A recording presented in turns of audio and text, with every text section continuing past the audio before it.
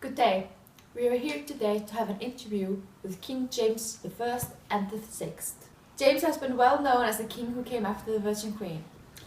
But how did he gain the throne of England, Ireland and Scotland to create Great Britain? Today we will get some answers to his personal life and political.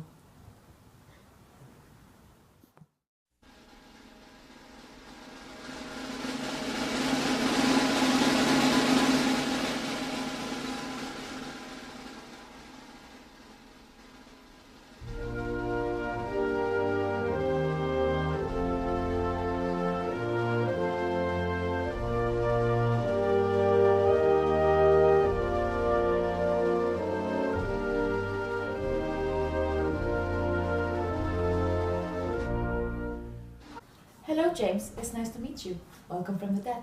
Thank you. So, when were you born?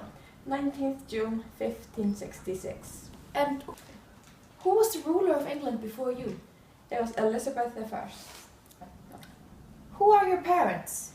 My mother is Mary Stuart, the Queen of Scotland, and my father is Henry Stuart. Were you only king of England? No, I was King of England, Ireland and Scotland. I got Scotland from my mother, Mary Queen of Scotland, and England and Ireland from Henry VIII. Did you have any siblings? No, I was an only child. Were you raised by your parents? No, I was raised by the Lord and Countess of Mar. Why were you not raised by your parents? Because of the war between Roman Catholics and Protestants. My parents were Roman Catholics, but most of Scotland wanted to be Protestants. My father betrayed my mother and killed her private secretary.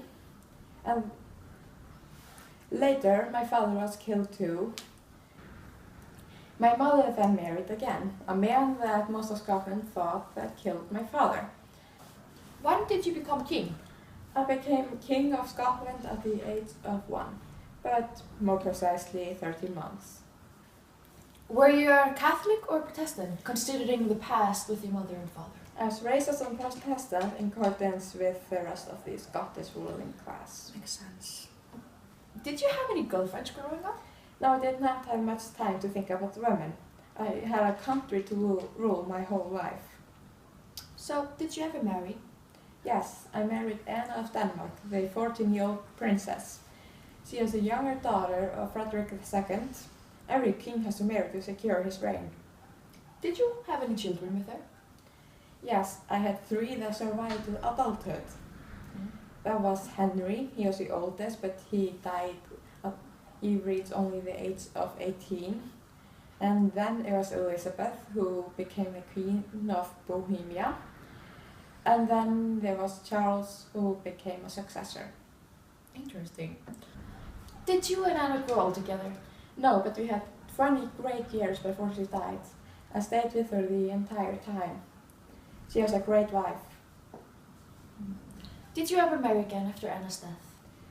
No, there was no need for another wife. I already had a successor and I never fell in love. What did your visit in Denmark encourage? It may have encouraged the study of witchcraft. So, you were kind of the pioneer of witch hunting in the UK? Yes. James, you're known as the man who united the crowns of England, Scotland and Ireland. So, can you tell me a bit about your accession of the English crown? Elizabeth I, so she was the last of Henry VIII's descendants.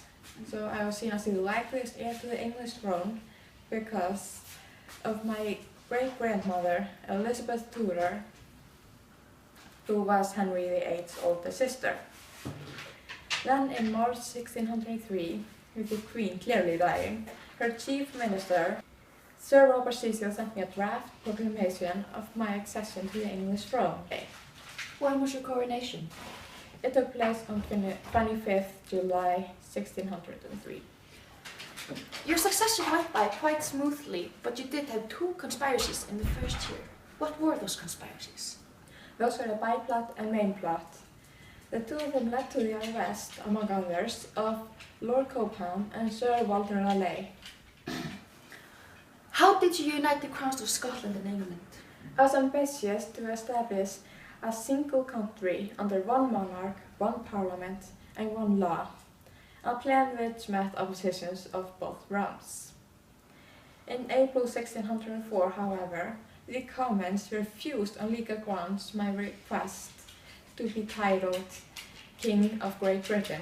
But in October 1604, 6 months later, I assumed the title King of Great Britain. How did you die?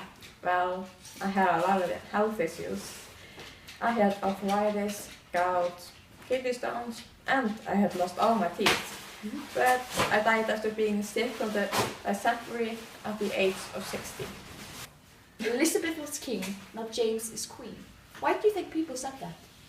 Because Elizabeth had the personality of a king, while I had the peaceful and scholarly attitude of a queen. This is the last question. Are you gay? It has been thought by many scholars that your relationship with men in the past and that you did not marry again after Anne's death is suspicious in the least, since you are related to Henry VIII, who did marry 8 times to 8 women. There have been found letters, secret doors, and the fact that people called you feminine. So, are you gay? Well, people can argue about that, but I decline that rumor. There you have it, folks, the answers to your question. James, the ruler after the Virgin Queen, the one to combine Scotland, England and Ireland to create Great Britain. James was a true king, loyal to his people and learned from his mother, father and Queen Elizabeth. A family man and a man with secrets. Thank you for watching.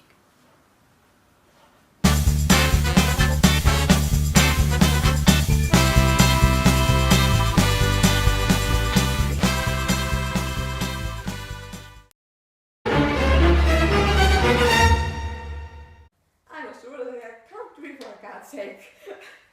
Yeah, I guess it's pretty hard to rule a country when you're 13 years old and also have a girlfriend in 13 months old, not year-old. I'm sorry, sir. Did you and Anna die all together, grow up and, rocking chair and stuff like that? We had 20 great years back together before she died. That's really sad. I stayed with her most of the whole time though. No. I really cherished her. She was a great wife. I believe you when you say that. Did you ever marry again after Anna's death? No, I never fell in love again. Keep the face straight, King! For God's sakes, Your Majesty. You're really glad att veta vad jag hade skrivit. Jag har mer än nu.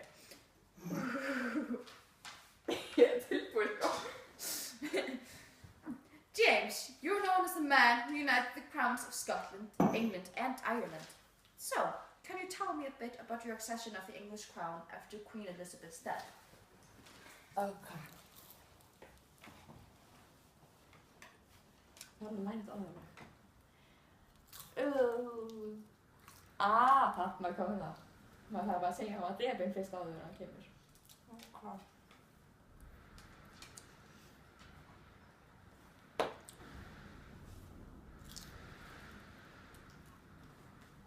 When did you become king?